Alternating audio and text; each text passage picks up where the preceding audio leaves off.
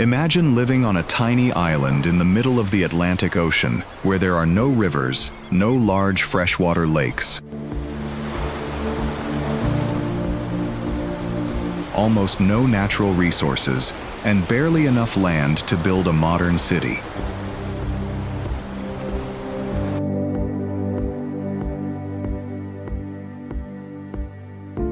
Every bottle of imported food, every machine, every piece of equipment, and countless everyday necessities must cross the ocean before reaching your home. And yet, more than 60,000 people live here with one of the highest standards of living in the world. This is Bermuda.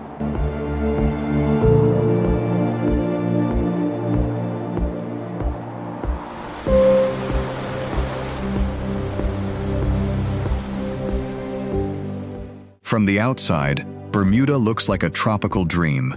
Pink beaches stretch along turquoise water. White rooftops shine beneath the sun. Coral reefs surround the island, while colorful homes sit quietly among green hills. But beneath that beauty lies an extraordinary paradox. Bermuda has almost everything people dream of in a tropical paradise, except the resources needed to easily survive there. There are no rivers flowing through the island. There is no natural reservoir large enough to supply the population. And beneath the ground, seawater can seep through the island's porous limestone, making underground water unsuitable for drinking. So how did people survive here? And more importantly, how did they turn one of the most geographically challenging islands in the Atlantic into one of the world's wealthiest? The answer is not hidden beneath the ground. It is hidden in the way Bermudians learned to use the things they already had: the rain, the ocean, their location, and eventually, something even more valuable than natural resources: the ability to manage risk. Welcome to Bermuda.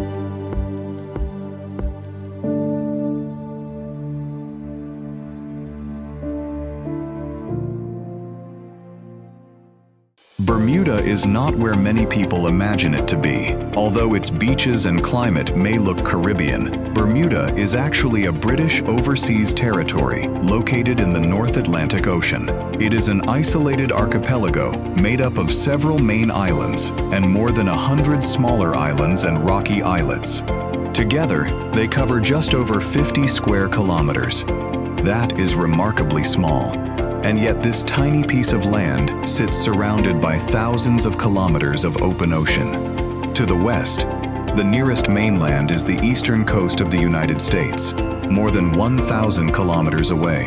Travel east, however, and the scale becomes even more dramatic. You would have to cross thousands of kilometers of open Atlantic before reaching North Africa. There are no neighboring countries connected by roads, no bridges leading to another mainland, no large continents supplying everything from just across the border. For centuries, Bermuda was simply a small piece of land surrounded by an enormous ocean, and then came one of the events that changed its history. In 1609, the English ship Sea Venture was caught in a powerful storm and driven onto Bermuda's surrounding reefs. The survivors came ashore expecting to find a remote tropical island. Instead, they discovered something far more difficult. There were no rivers, no natural freshwater sources, and almost nowhere for large-scale agriculture. Bermuda was essentially a limestone island shaped by the ocean. But what looked like a weakness would eventually force its people to become remarkably innovative. Even the island itself tells this story. Bermuda is the exposed summit of an ancient underwater volcanic system. Over millions of years, coral growth, shells, and marine sediments accumulated around the volcanic foundation. Eventually, a thick limestone layer formed across the island, beautiful but highly porous, and that created Bermuda's greatest survival problem: water. Because on an island surrounded by an ocean full of water, the most valuable water is the water that falls from the sky.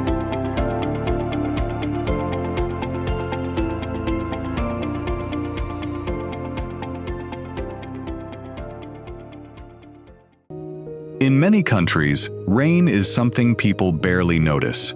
A storm arrives, water falls, then it disappears. In Bermuda, rain is life itself. Because the island is dominated by porous limestone, rainwater does not simply collect in large rivers and lakes. It can quickly disappear into the ground. So Bermudians developed one of the most recognizable architectural systems in the world. Look across the island and you will notice something unusual. Thousands of houses have bright white roofs. At first, these roofs appear decorative. They are beautiful against the green landscape and blue Atlantic. But they are actually enormous water collection systems. When rain falls, water runs down the stepped surface of the roof. Channels guide it toward collection points. And beneath the house, that water is stored in a tank. The roof is not simply the roof. It is part of the island's water infrastructure. This is one of the most fascinating examples of human adaptation in Bermuda. People could not create rivers. They could not change the geology. They could not make the island larger. So instead, they adapted their homes to the environment. Every storm became an opportunity to collect water. Every roof became part of the freshwater system. Even the white color has a purpose. The surface helps reflect sunlight, while the roof's traditional structure contributes to durability in a place regularly exposed to powerful Atlantic storms. It is a perfect example of a broader Bermudian philosophy.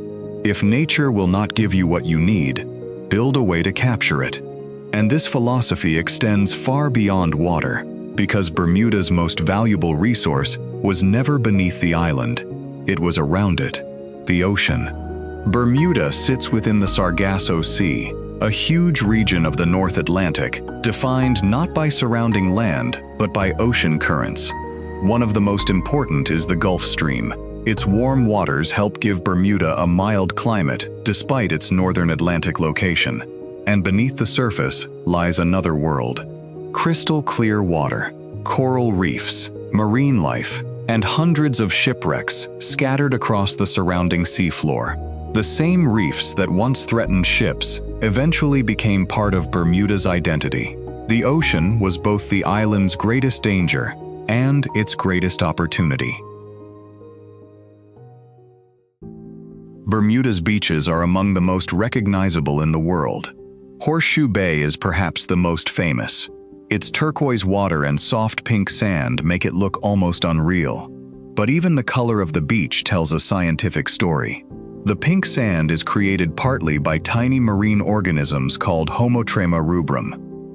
Their red shells live around coral reefs. When the organisms are consumed by marine life, their shell fragments eventually become mixed with the island's pale sand. The result is Bermuda's famous pink shoreline. But the ocean around Bermuda is not always peaceful. Beneath the beautiful blue surface lie more than 300 known shipwrecks. For centuries, Bermuda's reefs created a dangerous obstacle for ships crossing the Atlantic. Some vessels never made it through. Today, those wrecks have become artificial habitats where coral and marine life can flourish. The underwater landscape has effectively transformed tragedy into ecology. And then there are Bermuda's caves. Deep beneath the limestone surface, rainwater has spent tens of thousands of years shaping underground chambers. Inside Crystal Cave, mineral formations hang from the ceiling, while clear underground water reflects the surrounding rock. It feels almost impossible to believe that such a small island can contain so many different worlds: pink beaches, coral reefs, shipwrecks, underground caves. But there is another side to Bermuda that tourists often see less clearly. The island is beautiful. Yet living here is expensive. Almost everything that cannot be produced locally must be imported: food, equipment, building materials, consumer goods. And because there is so little land, there is also very little room for expansion. Housing, roads, infrastructure, and development all compete for the same limited space. Then comes the greatest threat of all: the Atlantic. Bermuda lies directly in the path of powerful tropical storms and hurricanes. For residents, Hurricane preparation is not an abstract concept. It is part of life. The white roofs, the sturdy buildings, the limited development, and the careful management of resources all reflect the reality that this island cannot simply escape its environment. But Bermuda's people did something remarkable. They stopped trying to defeat the ocean and learned how to live with it. The most surprising thing about Bermuda is not its beaches, it is its economy. Because Bermuda did not become wealthy by discovering oil, it did not become rich through gold or enormous mineral deposits. It did not have vast farmland. Instead, its people learned to turn geography into an advantage. For centuries, the sea connected Bermuda to the wider world. Its location between North America and Europe made it an important point along Atlantic routes. Bermudian shipbuilders became famous for creating fast and maneuverable vessels. The Bermuda sloop became particularly important. Built using local cedar, these ships were lightweight, fast, and well suited to the waters surrounding the island. In the 18th century, Bermudians built hundreds of them. The ocean that had once isolated the island was becoming its highway. But Bermuda's greatest economic transformation would come much later. Today, the island is famous for something almost invisible: risk. In Hamilton, Bermuda's capital, modest low-rise buildings stand close to the water.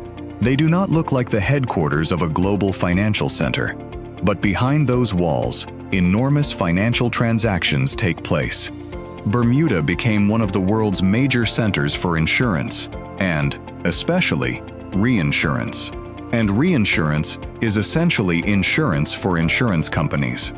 When a catastrophic hurricane, earthquake, or other disaster creates enormous losses, insurance companies themselves need protection. That is where Bermuda enters the picture. The island developed a reputation for helping global insurers manage some of the world's largest risks. Think about the paradox.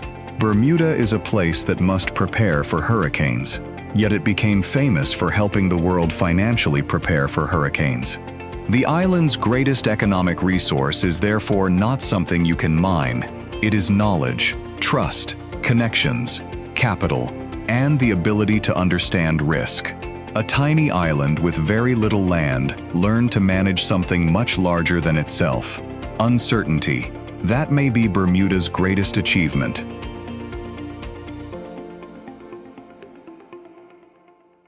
Walk through Bermuda today, and the contradictions are everywhere. Modern financial companies operate inside a tiny island community. Luxury homes stand beneath traditional white roofs. Businessmen may walk into an office wearing a jacket and tie and Bermuda shorts. The famous shorts began as a practical response to the island's heat and eventually became part of formal Bermudian business culture. But Bermuda's identity is about more than fashion or wealth. There is another tradition that carries a much deeper history: the Gombe dance. With colorful costumes, masks, feathered headdresses, and powerful drums, Gombe performances bring Bermuda's history into the streets.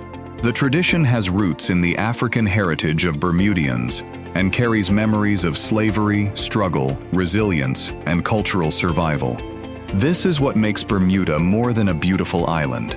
It is a place where different layers of history continue to exist side by side: a financial center, a maritime community, a tropical-looking island in the North Atlantic, a place where water is collected from rooftops, and a home shaped by generations of people who learned to survive with limitations. Bermuda is not perfect. Life here can be expensive. Land is limited. Almost everything must cross the ocean. Hurricanes remain a constant threat, and climate change may create new challenges for an island surrounded by rising seas. But perhaps that is exactly what makes Bermuda so fascinating, because its story was never really about having everything. It was about learning what to do when you have almost nothing. The island could not create more land, so people learned to use the land carefully. They could not find rivers, so they learned to collect rain. They could not extract enormous natural resources, So they built an economy around ships, finance, and knowledge, and they could not stop the ocean from surrounding them. So they turned that ocean into their road to the world. From a lonely limestone rock in the Atlantic, Bermuda became a place where more than 60,000 people built prosperous lives.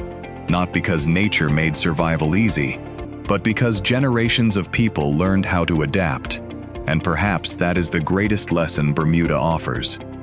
The value of a place is not always determined by what nature gives you. Sometimes, what is determined by what people are capable of building from what they have. This is Bermuda, small in size, surrounded by an enormous ocean, and far richer in stories than its tiny map footprint would ever suggest.